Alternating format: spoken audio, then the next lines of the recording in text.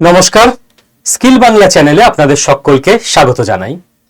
আমাদের আজকের যে ইন্টারন্যাশনাল অ্যাফেয়ার্সটা নিয়ে আলোচনা করতে হবে সেইটা হচ্ছে বাংলাদেশে নির্বাচন হয়ে গেল এবং রেজাল্টও ঘোষণা হয়ে গেছে। তারেক রহমান বাংলাদেশের মসনদে বসতে চলেছেন। তার ইম্প্যাক্ট ভারতবর্ষের উপর কিভাবে হবে এবং ভারতবর্ষ কিভাবে ব্যালেন্স করতে চলেছে পুরো ব্যাপারটাকে। তো শুরু থেকে এক এক করে আমরা আলোচনা করব। চলুন শুরু করা যাক। দেখুন, আপনাকে আগে বাংলাদেশের ভোটিং সিস্টেমটা বুঝে নিতে হবে। বাংলাদেশের ভোটিং সিস্টেম কি? বাংলাদেশে আপনি যদি আমাদের এখানে যেমন 543 খানা লোকসভার সিট, তো বাংলাদেশের যে পার্লামেন্ট, সেই পার্লামেন্টে মোট সিট হচ্ছে 350। এই 350 খানা সিটের মধ্যে 300টাতে ডাইরেক্ট প্রার্থী দিয়ে ভোটের মাধ্যমে জিতে আসতে হয়, আর 50টা সিট মহিলাদের জন্য রিজার্ভড থাকে। যে দল যতগুলো সিট পেয়েছে ওই 300টার মধ্যে, সেই অনুপাত অনুযায়ী সেই দল তাদের মনোনীত সিলেক্টেড মহিলা প্রার্থীকে সংসদে পাঠাবে। তো যদি এই 300 জনের মধ্যে কোনো মহিলাই না থাকেন, তাহলেও 50 জন মহিলার উপস্থিতি অন্তত সংসদে থাকবে, সেটা ইলেক্টেড ভাবে না হলেও সিলেক্টেড ভাবে। তো এই 300 প্লাস 50 350। এবার যে 50 জন সিলেক্টেড তাদের আমরা আপাতত বাদ রাখছি। 300 জন যে ক্যান্ডিডেট তাদের মধ্যে লড়াই। এবার এই লড়াইয়ের মধ্যে 151 পেয়ে গেলেই মেজরিটি, মানে তারা সরকার গঠন করবে। এইবার ভারতবর্ষে কি হয়, ভোট টোট হয়ে যাওয়ার পর নির্দিষ্ট একটা টাইম গ্যাপ থাকে, তারপর একদিন গণনা শুরু হয়। সকাল 8টা থেকে গণনা হয়, দুপুর 1টা-1:30টার মধ্যে ট্রেন্ড বুঝে যাওয়া যায়, বিকেল 5টা-6টার দিকে ফাইনাল রেজাল্ট বেরোয়। বাংলাদেশে কি হয়, যেই মুহূর্তে ভোট শেষ হয়েছে সেই মুহূর্তেই গণনা শুরু, এবং রাত থেকেই নিউজ আসতে শুরু করেছিল। আজকে সকালের দিক থেকে শুরু করে বিকেল অবধি তো পুরো ক্লিয়ার। এইবার এই যে রেজাল্ট, এই রেজাল্টে দেখা যাচ্ছে যে বিএনপি, বাংলাদেশ ন্যাশনালিস্ট পার্টি, তাদের 151 দরকার, তারা 200-র উপরে চলে গেছে, 2/3 মেজরিটিতে সরকার গঠন করছে। ঠিক, এইবার আপনাকে বুঝতে হবে যে বিএনপির যিনি এই মুহূর্তে সর্বেসর্বা নেতা, তিনি হচ্ছেন তারেক রহমান। তারেক রহমানের সম্পর্কে বুঝতে গেলে আপনাকে ইতিহাস থেকে শুরু করতে হবে। দেখুন, বাংলাদেশের একজন প্রেসিডেন্ট ছিলেন জিয়াউর রহমান এবং তার স্ত্রী খালেদা জিয়া। এই দুজনের যিনি এল্ডেস্ট সন বা বড় ছেলে, তিনি হচ্ছেন তারেক রহমান। তো বাবা প্রেসিডেন্ট ছিলেন, মা প্রধানমন্ত্রী ছিলেন। মা কখন প্রধানমন্ত্রী ছিলেন? 2001-এ লাস্ট যখন বিএনপি জেতে, সেই ইলেকশনে জিতে 2006 অবধি তারেক রহমানের মা বেগম খালেদা জিয়া, তিনি প্রধানমন্ত্রী ছিলেন 5 বছরের টার্ম। 2006 থেকে শুরু করে 2024 অবধি টানা 18-19 বছর প্রধানমন্ত্রী ছিলেন শেখ হাসিনা, এবং প্রত্যেকবার আওয়ামী লীগ জিততে থাকে। এর মধ্যে একটা ব্যাপার আছে, বিএনপি বা বাংলাদেশ ন্যাশনালিস্ট পার্টি, তারা ইলেকশন বয়কট করে, বলে আমরা ইলেকশনে দাঁড়াবোই না, ফেয়ার ইলেকশন হচ্ছেই না। যার ফলে ওভারঅল আওয়ামী লীগই দাঁড়াতো, অপোজিশনে কয়েকটা ছোটখাটো পার্টি দাঁড়াতো, আওয়ামী লীগ বিশাল মার্জিনে জিতে যেত। এত বছর পর বিএনপি আবার ভোটে দাঁড়াচ্ছে। এবার আপনার কথা হচ্ছে যে তাহলে বিএনপি ভোটে দাঁড়াতো না কেন? এই আবার কি কথা? তার কারণ 2006 আওয়ামী লীগ ভোটে জেতার পরে, মানে তারেক রহমানের মা 2006 হেরে গেল, খালেদা জিয়া। আওয়ামী লীগ, শেখ হাসিনার দল, মুজিবুর রহমানের মেয়ে যিনি, তার দল ক্ষমতায় চলে এলো। 2008 সালে তারেক রহমানের স্ত্রী জুবেইদা রহমান, এনাদের নামে প্রচুর দুর্নীতির মামলা ইত্যাদি করা হয়, অ্যারেস্ট করা হয়, মামলা চালানো হয়। বিএনপি বলতে থাকে যে এগুলো রাজনৈতিক উদ্দেশ্য প্রণোদিত, যেহেতু এরা এখন ক্ষমতায়, তাই অপোজিশনকে দুর্মুষ করার জন্য এরকম অ্যারেস্ট করছে, আমাদের ফেক কেসে জড়িয়ে দিচ্ছে। এহেন সময় আমরা দেখতে পাই যে তারেক রহমান, যিনি খালেদা জিয়ার ছেলে, সে ইংল্যান্ডে চলে যায় এবং দীর্ঘ 17 বছর ইংল্যান্ডে থাকে। তার স্ত্রীও ইংল্যান্ডে চলে যান। তাদের মেয়ে জাইনা রহমান, তিনিও ইংল্যান্ডেই পড়াশোনা করেন। ঠিক। এবং এই যে প্রভাবশালী পরিবার, একটা পরিবার হচ্ছে শেখ মুজিবুর রহমানের পরিবার, যার মেয়ে শেখ হাসিনা, আর একটা পরিবার হচ্ছে জিয়াউর রহমানের পরিবার, যার ওয়াইফ খালেদা জিয়া, ছেলে তারেক রহমান। তো এই যে তারেক রহমানদের পরিবার পুরো বিদেশে আত্মগোপন করে থাকতে শুরু করে। আত্মগোপন না, বিদেশে রিল্যাক্সেই থাকতো। ইন্টারপোলে কেস চলছিল, কিন্তু তা সত্ত্বেও ইংল্যান্ড বাংলাদেশের হাতে, মানে শেখ হাসিনার হাতে তারেক রহমানকে তুলে কিন্তু দেয়নি। এরপরে অন্য জিওপলিটিক্যাল অ্যাঙ্গেল আসবে, এই পয়েন্টটাকে মাথায় রাখবেন, আমরা আলোচনায় এক এক করে আসবো অ্যানালিসিসে। তাহলে বিএনপি এবং তারেক রহমানের ইতিহাস বোঝা গেল। 2024 সালের আগস্টে যখন শেখ হাসিনাকে দেশ ছেড়ে পালাতে বাধ্য করা হয়, তারপর থেকে অন্তর্বর্তীকালীন সরকারের প্রধান উপদেষ্টা হিসেবে আমেরিকার বসানো লোক মোহাম্মদ ইউনূস দেশ চালাচ্ছিল। এবার দেশে তো একটা ইলেকশন করাতে হবে না, একজনকে বসিয়ে দিয়ে কদিন চালানো যাবে? তো প্রথম ইলেকশন 2024-এর পর হলো এবং বিএনপি ক্ষমতায় চলে এলো। এবার ভারত এত বছর ধরে কি করছিল? মোটামুটি আমরা লাস্ট ওই শেখ হাসিনার সময়কাল থেকেই ধরি, 2006 থেকে। দেখুন, সরকার বদলায় যে কোনো দেশে, কিন্তু জেনারেলি যারা একটু ভদ্রসভ্য ম্যাচিওর দেশ, তারা নিজেদের পলিসি কিন্তু সরকার বদলানোর সঙ্গে সঙ্গে ওইভাবে বদলায় না। বা সেই দেশে যদি মোটামুটি ম্যাচিওর সরকার থাকে, হ্যাঁ, ইনম্যাচিওর সরকার, সে এসে বললো আমার আগের সরকারের যা পলিসি ছিল আমি বদলে দেবো, আলটিমেট দেশেরই ক্ষতি হলো। ভারত কিন্তু একই পলিসিতে শেখ হাসিনার ব্যাপারে চলছিল। কি চলছিল? ভারত দেখেছিল যে আওয়ামী লীগ এদের যদি বাংলাদেশে রাখা যায় তাহলে বাংলাদেশ স্টেবল থাকবে। বাংলাদেশ স্টেবল থাকলে, কারণ কি এরা থাকলে বাংলাদেশ স্টেবল থাকবে? কারণ এই যে বিএনপি, বাংলাদেশ ন্যাশনালিস্ট পার্টি, এদের সঙ্গে জোট ছিল, আওয়ামী লীগ ভার্সেস বিএনপি যখন হচ্ছিল, বিএনপির সঙ্গে জোট ছিল জামাতে ইসলামের। জামাতে ইসলাম প্রচন্ড র্যাডিক্যাল ইসলামিক সংগঠন, যারা বলে মেয়েরা হিজাব ছাড়া বেরিয়েছে কেন, শাস্তি দাও। তালিবানের আগের স্টেজে আছে আর কি, কয়েকদিনের মধ্যে তালিবান হয়ে যাবে। মেয়েরা ছেলেদের সঙ্গে মিশছে কেন, ধরে পেটাও। এখানে গান চালানো হচ্ছে কেন, হারাম। এই ধরনের লোকজনেরা। তো জামাতে ইসলাম, বিএনপি একই ক্যাটাগরির লোক। আওয়ামী লীগ প্রোগ্রেসিভ, পড়াশোনার কথা বলে, সায়েন্সের কথা বলে, মনুষ্যত্বের কথা বলে। তো আওয়ামী লীগ বাংলাদেশে থাকলে বাংলাদেশ স্টেবল, বাংলাদেশে জঙ্গি চাষ হবে না। বাংলাদেশ স্টেবল থাকলে ভারত স্টেবল, কারণ বাংলাদেশে জঙ্গি চাষ হলেই ওই জঙ্গি তো সুন্দরবনের বর্ডার গলে ওদিকে আসাম দিয়ে, পশ্চিমবঙ্গ দিয়ে ভারতে ঢুকবে। তো ভারতবর্ষ আওয়ামী লীগের সঙ্গে সুন্দর সম্পর্ক মেনটেন করে চলছিল, সাপোর্টও করে যেত যাতে করে আওয়ামী লীগ থেকে যেতে পারে। কিন্তু ভারতবর্ষের যারা স্ট্র্যাটেজিস্ট, তারা এতটাও বোকা নয় যে একটা দলের সঙ্গেই সম্পর্ক মেনটেন করে যাবে। খেয়াল করে দেখুন, যারা এই চ্যানেলের পুরনো দর্শক তারা জানবেন, আমার স্টুডেন্টরা তো জানবে তোমরা, আমি আগেও এই চ্যানেলেই ভিডিও করেছি যে ভারতবর্ষ কিন্তু একই সঙ্গে ভবিষ্যতের কথা, নেক্সট লেভেলের কথা মাথায় রেখে বিএনপির সঙ্গেও ব্যাক চ্যানেল নেগোসিয়েশন রেখে গেছে। তখন আপনাদের অনেকেরই মনে হয়েছিল যে কেন, আওয়ামী লীগ তো ভালো লোক, এরা ভারতের পক্ষে, তো আমরা কেন শেখ হাসিনাকে ঠকিয়ে শেখ হাসিনার সঙ্গে সম্পর্ক থাকাকালীন বিএনপির সঙ্গেও সম্পর্ক রাখছি? জিওপলিটিক্সে আবেগ দিয়ে চলে না। জিওপলিটিক্সে আমার দেশের সঙ্গে অমুক দেশের অমুক দলের ইতিহাসে কি সম্পর্ক ছিল সেটা দিয়ে সিদ্ধান্ত হয় না। জিওপলিটিক্সের সিদ্ধান্ত হয় এই মুহূর্তে এবং ভবিষ্যতে আমার দেশের জন্য কি ভালো এবং সেটা অ্যাচিভ করতে আমাকে যে স্টেপ নিতে হবে। এটাই জিওপলিটিক্স। তো ভারতবর্ষের স্ট্র্যাটেজিস্টরা এটা জানতো যে বাংলাদেশে বা কোনো দেশেই সারা জীবন একটা দল থাকতে পারে না। সারা জীবন শেখ হাসিনা থাকবে না, আওয়ামী লীগও থাকবে না।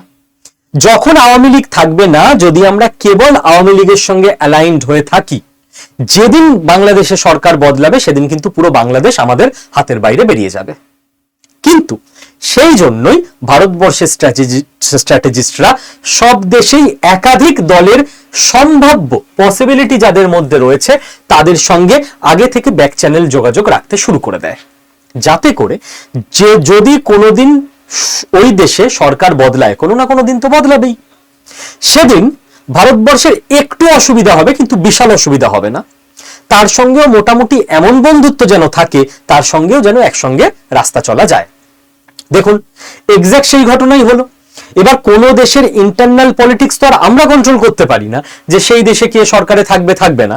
কাজেই বুদ্ধিমানের কাজ হচ্ছে সেই দেশের সম্ভাবনাময় সবার সঙ্গেই কানেকশন রেখে চলা। আপনি বলবেন যে সম্ভাবনাময় সবাইকে কি করে খুঁজে পায় ভারতবর্ষের স্ট্র্যাটেজিস্টরা? সহজ হিসেব, ধরুন আমি যদি এখনকার হিসেবে বলি, শেখ হাসিনার ছেলেকে সাজিদ ওয়াজেদ জয়, যিনি লন্ডনে থাকেন, এও লন্ডনে থাকে, তারেক রহমান সেও লন্ডনে থাকতো, দেশের মধ্যে দুজনে আবার অপোজিট পার্টি। শেখ হাসিনার ছেলে একজন সম্ভাবনাময় ব্যক্তি, হতে পারে 10 বছর পর কোনোভাবে শেখ হাসিনার ছেলে বাংলাদেশে ব্যাক করলো, এমন ভাবে প্লট সাজানো রইল, গ্র্যান্ড ওয়েলকাম হলো এবং যুবরাজের প্রত্যাবর্তনের মতো এসে হাতে ব্যাটন তুলে নিল। ঠিক যে হবে তারেক রহমান 17 বছর পর এক্সাইল থেকে নিজের দেশে ফিরে এলো। ভবিষ্যৎ প্রজন্মের সম্ভাবনাময় ব্যক্তিকে তারেক রহমানের মেয়ে জাইমা রহমান। আমি তো দুজনের নাম বললাম, এরকম অন্তত ভারতবর্ষের যারা স্ট্র্যাটেজিস্ট, যারা সিকিউরিটি সার্ভিসে যুক্ত, আপনি ধরে রাখতে পারেন বাংলাদেশের এরকম সম্ভাবনাময় 200 জনের ওপর র্যাডার রেখে দিয়েছে, তাদের সঙ্গে কোনো না কোনো লেভেলে যোগাযোগ রেখে দিয়েছে, তাদের কারোর ওয়াইফকে, হাজবেন্ডকে, সন্তানকে, খুব কাছের বন্ধুকে ভারতবর্ষের সংস্থা নজরেও রেখে দিয়েছে, কানেক্টও করে রেখে দিয়েছে, যাতে কোনোভাবে সে কোনোদিন যদি ইম্পর্টেন্ট ব্যক্তি হয়ে যায় তার কাছে পৌঁছানোর আমাদের চ্যানেল খোলা থাকে। এইভাবেই কাজ করে জিওপলিটিক্স, এইভাবেই কাজ করে সিকিউরিটি সার্ভিস। তো ভারতবর্ষের এই মুহূর্তের লক্ষ্য কি? আগেই বলেছি ভারতবর্ষের এই মুহূর্তের লক্ষ্য stable progressive Bangladesh. Bangladesh stable থাকলে ভারতের north eastern state, Paschimbanga, Bihar, Jharkhand stable থাকবে। বাংলাদেশ প্রোগ্রেসিভ হলে বাংলাদেশে মাইনরিটিদের ওপর, ওখানকার হিন্দুরা মাইনরিটি, অত্যাচার কমবে। বাংলাদেশ প্রোগ্রেসিভ হলে ভারতবর্ষ লং টার্মে, ফিউচারে গিয়ে পাশে আরেকটা পাকিস্তানের মতো জঙ্গিস্তান পাবে না, একটা ভদ্র সভ্য দেশ পাবে। তো ভারতবর্ষের লক্ষ্য ক্লিয়ার, স্টেবল প্রোগ্রেসিভ বাংলাদেশ, যেখান থেকে জঙ্গি তৈরি হবে না, যেখানে দারিদ্র এমন না হোক যে ওরা কাঁটাতার পেরিয়ে এদেশে এসে আধার কার্ড, ভোটার কার্ড তৈরি করে এদেশেই কাজ করতে শুরু করে দেবে, তাহলে আমাদের ওপর চাপ বাড়বে। তো আমরা বাংলাদেশের ভালো চাই নিজেদের ভালো থাকার জন্য। ক্লিয়ার? এবার বাংলাদেশের সোসাইটিতে একটা বড় রকমের ডাউনফল এসেছে। কিরকম? দেখুন এর আগের অবস্থা কি ছিল? 2006 আওয়ামী লীগ ভার্সেস বিএনপি জামাত। আওয়ামী লীগ ছিল মুক্তমনা, ভারতবর্ষ এদের সাপোর্ট করত। বিএনপি জামাত এরা ছিল ইসলামিস্ট গোষ্ঠী। এইবার আওয়ামী লীগকে পুরোপুরি ভোটে ব্যান করে দেওয়া হয়েছে বাংলাদেশে, যে আওয়ামী লীগ কোনোভাবে বাংলাদেশের ভোটে অংশই নিতে পারবে না, আর এখানেই খেলা ঘুরে গেছে। ভারত ভাগ্যিস ব্যবস্থা করে রেখেছিল। এবার বিএনপি আর জামাত যে দুটো প্লেয়ার ছিল এদের মধ্যে ভার্সেস হয়ে গেছে, বিএনপি ভার্সেস জামাত।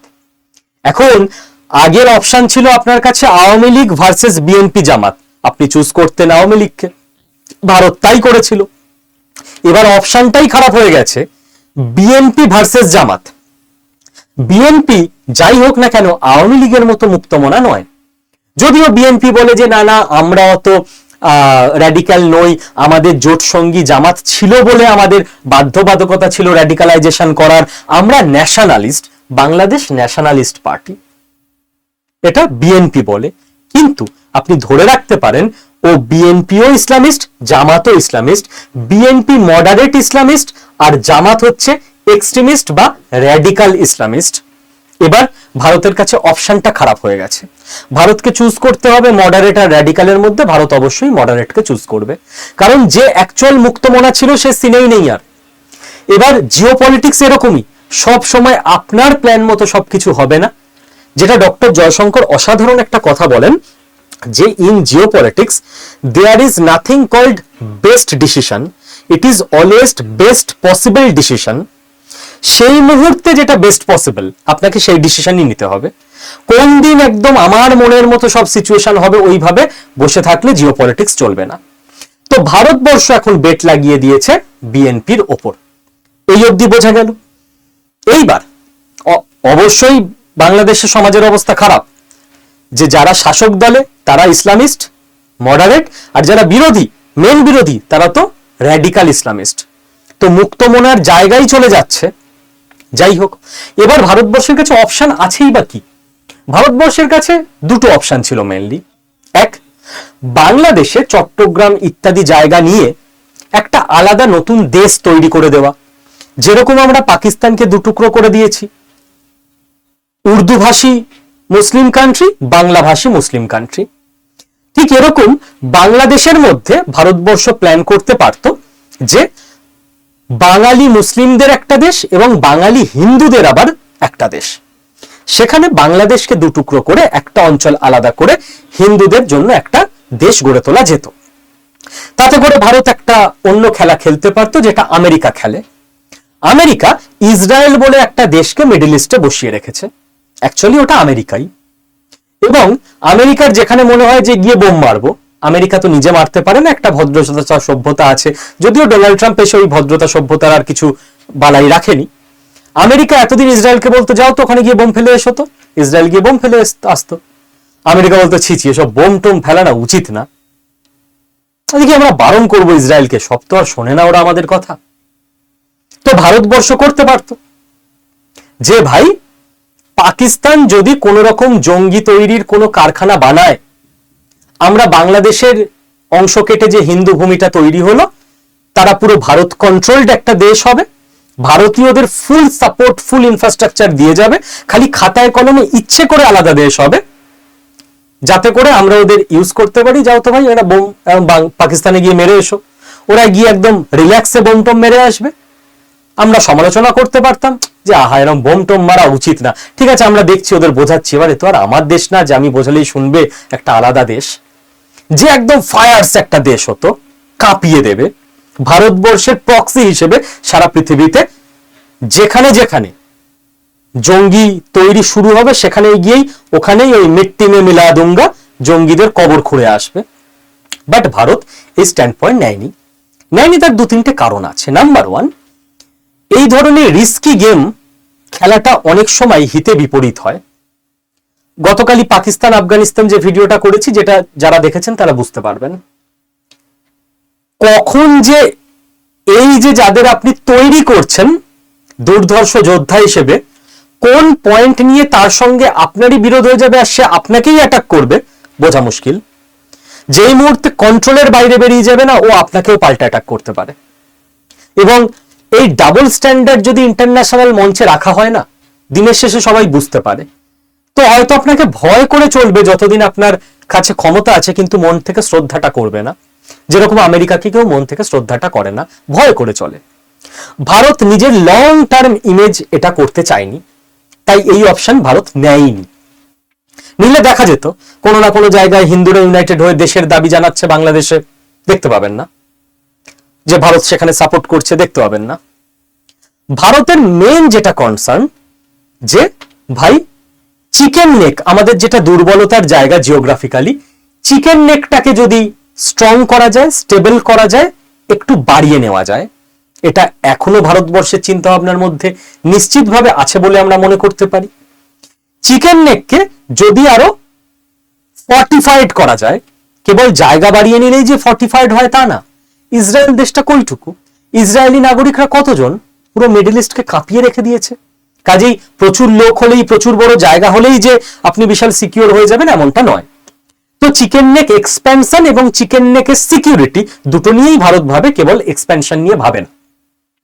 সেকেন্ড, বাংলাদেশে যারা ধর্মীয় কারণে অত্যাচারিত হয়ে বাঁচতে পারছেন না, তারা যাতে এদেশে এসে আশ্রয় পায়, তার জন্য ভারত সিএএ খুলে রেখেছে, সিটিজেনশিপ অ্যামেন্ডমেন্ট অ্যাক্ট। হিন্দু, খ্রিস্টান, বৌদ্ধ, জৈন, পার্সি আপনারা চাইলে এদেশে আসতে পারেন। তো ভারত সেই মানবিকতার জায়গাটা ঠিকঠাক করে রেখে দিয়েছে। এবং ভারতের লক্ষ্য একটাই, যে বাংলাদেশকে স্টেবল করো, প্রোগ্রেসিভ করো। একদিনে হবে না, বাট একদিন না একদিন হবে। যদি আমরা করতে পারি, আজ থেকে 50 থেকে 60 বছর পর গিয়ে পৃথিবীতে রিলিজিয়ান বলে কিছু থাকবে না। মিলিয়ে নিতে পারেন, থাকবে না। যাদের বয়স কম তারা মিলিয়ে নিও। হ্যাঁ স্যার কি বলছেন, এ কোনোদিন হবে না। বিশ্বাস করো বাবু, তোমাদের যাদের বয়স কম, যারা স্টুডেন্ট, তোমরা বাড়ির সিনিয়রদের জিজ্ঞেস করো, আজ থেকে 50 বছর আগে যার বয়স 65, 70, 75, তাকে যদি কেউ বলতো তার 20-25 বছর বয়সে যে ভারতবর্ষে একদিন হবে কাস্ট থাকবে না, সে বলতো অসম্ভব। বিয়েতে সবার আগে দেখা হয় কি জাত, আরে বিয়ে তো দূরের কথা, বাড়িতে কোনো পরিচারিকা কাজের মাসিকে রিক্রুট করতে হলে আগে দেখা হতো এর জাত কি, এর হাতে কি আমরা খাবো, এ আমাদের রান্না কি ধরবে। 50 বছর তো আমি অনেক দূরের কথা বললাম, 20-25 বছর আগে এরকম আমাদের সমাজে হামেশা দেখা যেত, হামেশা, দায়িত্ব নিয়ে বলছি। কেউ ভাবতে পারতো না কাস্ট না দেখে বিয়ে হতে পারে, বাঙাল ঘটিতে বিয়ে হতে পারে। 20-25 বছর আগের কথা বলছি। 95% বদলে গেছে, 100% বলবো না। মানে হ্যাঁ, বাঙাল না ঘটি, এটা আচ্ছা আচ্ছা, হ্যাঁ এরকম একটা ব্যাপার আছে না, হ্যাঁ হ্যাঁ ওরা তো ওই বাঙাল, আমরা তো ঘটি, মানে এটাকে খুব ইজিলি নেওয়া হয়। আজকে কাস্ট খুব ইজিলি নেওয়া হয়। স্যার আমাদের পাড়ায় এখনো একজন কাস্ট দেখে, ভাই 150 কোটির দেশ, রাতারাতি 150 কোটির মন থেকে মুছে যাবে না, কিন্তু কতটা এগিয়েছি, কতটা স্পিডে এগিয়েছি সেটা ভেবে অবাক হতে হয়। তো ঠিক সেরকম আজকে আমাদের যেটা মনে হয় যে ভাই রিলিজিয়ান তো থেকে যাবে, 50টা বছর পৃথিবীতে রিলিজিয়ান বলে কিছু থাকবে না। তো Bharatvarsha ultimate long term wait করছে সেই দিনটার জন্য, যে আমরা কোথাও অ্যাটাক করব না, কোথাও নতুন কান্ট্রি বানানোর চেষ্টা করব না, মানুষ প্রোগ্রেসিভ হোক, মানুষের মন থেকে রিলিজিয়ান মুছে যাক। মানুষ তখন জানবে সত্য একটাই, সেটা কি? ইউনিভার্স। ইউনিভার্সের বাংলা বা সংস্কৃত হচ্ছে সনাতন, মানে ইউনিভার্স মানে ইউনিভার্সাল, যেটাকে আমরা বলি ইউনিভার্সাল ল, এটা হচ্ছে সত্য, যার সংস্কৃত বা বাংলা ট্রান্সলেশন সনাতন ধর্ম, ইউনিভার্সাল ল। রিলিজিয়ান মধ্যযুগে মানুষের সান্ত্বনা দরকার ছিল, সাইকোলজিক্যালি সান্ত্বনা দেওয়ার জন্য একটা সিস্টেম বানানো হয়েছিল যে ভাই একদিন না তুমি এখান থেকে মরে গেলে অমুক একটা জায়গায় যাবে, স্বর্গ বা হেভেন, সেখানে এই আছে তোমরা পাবে। বাট মানুষের লাইফস্টাইল যত উন্নত হচ্ছে তখন মানুষ এই জীবনটাকেই বাঁচতে চায় এবং ইউনিভার্সাল ল বা সেই অ্যানসিয়েন্ট ইন্ডিয়ার উইজডমে ফিরে যেতে চায়। এবং 50 বছর টাইম লাগবে। গোটা ইউরোপ, গোটা আমেরিকা ইউনিভার্সাল লতে ফিরতে শুরু করে দিয়েছে যে ভাই আমরা কোনো বোকা বোকা সিস্টেমে বিশ্বাস করি না, বিলিফ সিস্টেম থেকে আমরা সরে আসব, যা প্রমাণিত, যা ইউনিভার্সাল ল আমরা তাই পালন করব।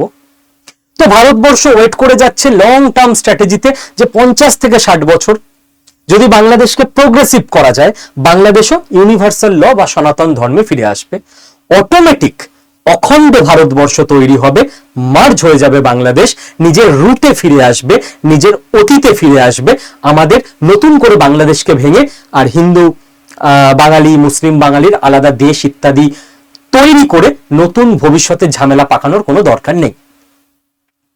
এটা ভারতবর্ষের আলটিমেট চিন্তা ভাবনা হওয়া উচিত। এবার আপনি দেখবেন যে এই যে বিএনপির তারেক রহমান, একে নিয়ে টাগ অফ ওয়ার শুরু হয়ে যাবে আপাতত। এখন তো 10-15 বছর হয়তো মসনদে থাকবে। কি টাগ অফ ওয়ার? এখানে ইউএস এর একটা গেম প্ল্যান আছে। ইউএসএ চেষ্টা করবে ইউকে কে কাজে লাগিয়ে, কারণ বিএনপির নেতা তারেক রহমান লাস্ট 17 বছর ইউকেতে ছিল, ইংল্যান্ডে। সেখানে ইউকে ওকে পুরোপুরি ট্রেনিং দিয়েছে, ও পুরো ইউকের কন্ট্রোলে, ইউনাইটেড কিংডমের, ইংল্যান্ডের।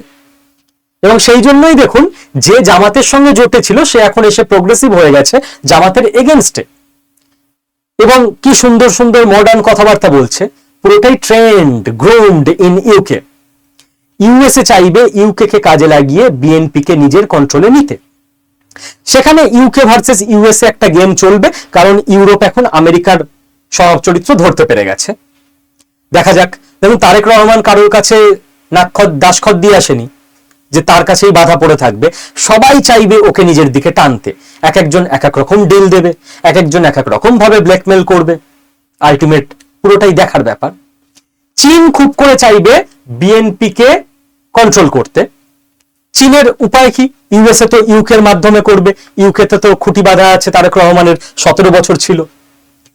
বিএনপির সঙ্গে চীনের 2001 থেকে 6 কাল পর্বে অত্যন্ত ভালো রিলেশন ছিল।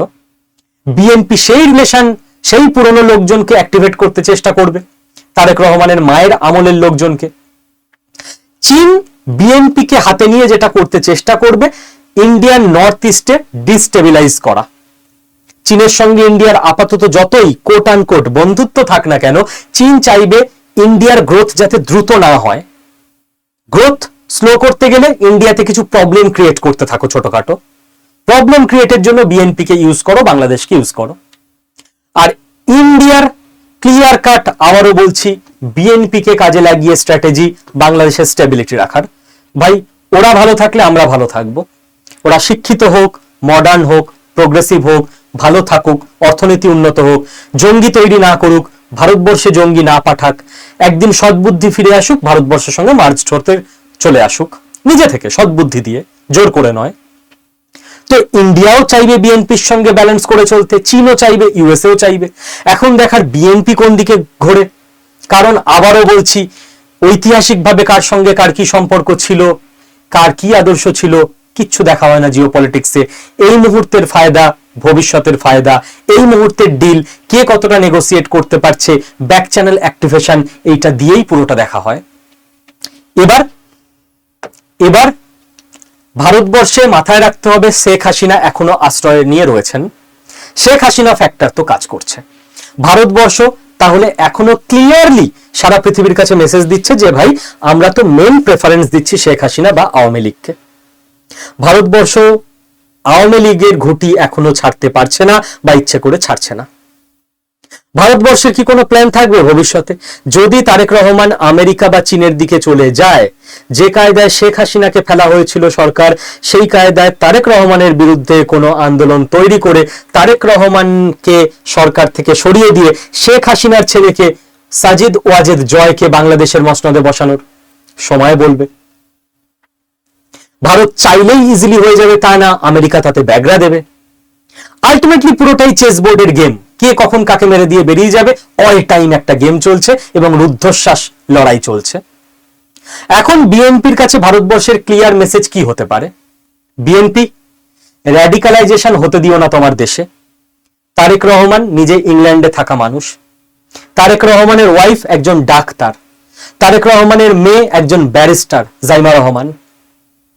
তো ভাই তোমরা তো প্রোগ্রেসিভ নিজের পরিবারে, তো তোমার দেশে এই গান শোনা হারাম, পড়াশোনা হারাম, চাকরি করা হারাম, এসব হতে দিও না।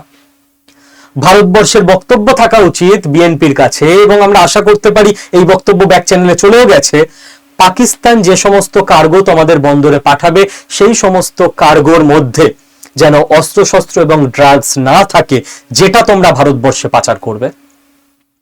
থার্ড, আমাদের নর্থ ইস্ট স্টেটে যে সমস্ত বিচ্ছিন্নতাবাদী সংগঠন এখনো সলতের মতো একটু একটু জ্বলছে, তাদের যদি কোনো রকম financial help, arms help, medical help, transit help দেওয়া হয়েছে, কিংবা ভারতবর্ষের সঙ্গে বাংলাদেশের যে দীর্ঘ বর্ডার রয়েছে সেখানে যদি বিজিবির সাহায্যে বাংলাদেশ থেকে কোনো ট্রেন্ড জঙ্গির লোকজনদের, জঙ্গি গোষ্ঠীকে এদেশে পাঠানোর চেষ্টা হয়েছে, তাহলে মনে রাখা উচিত পাকিস্তানেও কিন্তু ভারতের এগেনস্টে যারা কাজকর্ম করে তাদের সঙ্গে দেখা হয় আননোন গানম্যানের।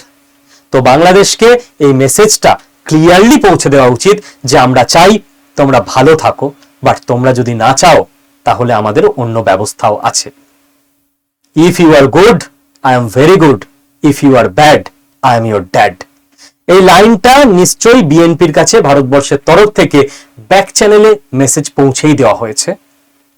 এবার লাস্ট আমি একটা কথা আপনাদেরকে অত্যন্ত গর্বের সঙ্গে জানিয়ে দিই যে আপনাদের সকলের আশীর্বাদ ধন্য ভালোবাসার চ্যানেল স্কিল বাংলা, আড্ডা 24/7 কোম্পানি আমাদের, আমরা আইআইটি ম্যাড্রাসের সঙ্গে সারা ভারতবর্ষের অন্যতম বিখ্যাত ইনস্টিটিউট আইআইটি ম্যাড্রাস, আমাদের ছোটবেলায় IIT Madras, IIT Bombay, IIT Kharagpur, এগুলো স্বপ্ন থাকতো বিশাল মেরিটোরিয়াস স্টুডেন্টদের এখানে পড়বো।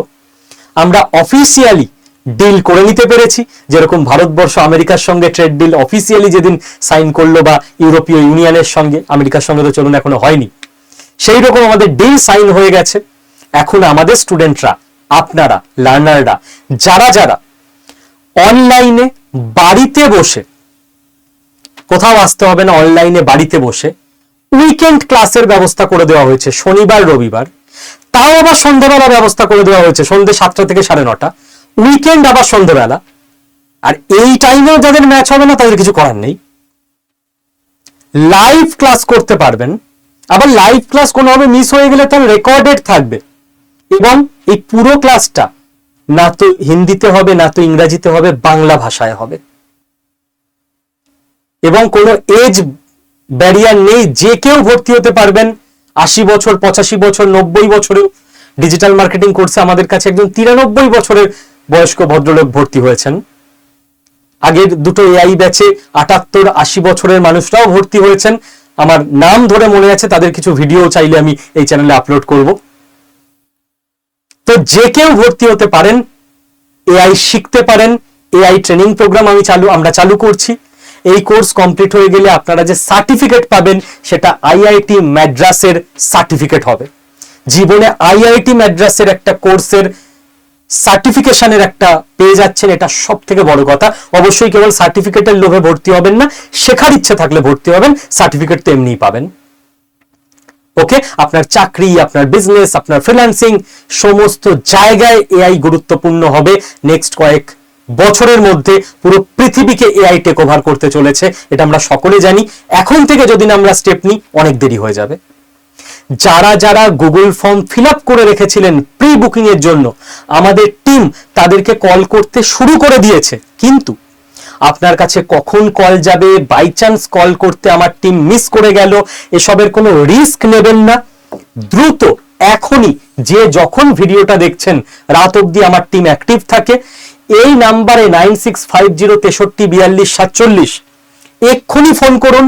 আপনার যা যা কিছু জিজ্ঞাসা আছে আমার টিমকে জিজ্ঞেস করে নিন এবং এআই কোর্সে এনরোল করে নিন। কারণ একটাই, যে জাস্ট প্রথম কয়েকদিন যারা গুগল ফর্ম ফিল করে রেখেছেন এবং যারা এখনই কয়েক ঘন্টার মধ্যে ফোন করছেন, তাদেরকে পুরনো কোর্সের ফিজেই ভর্তি নিয়ে নেওয়া হবে।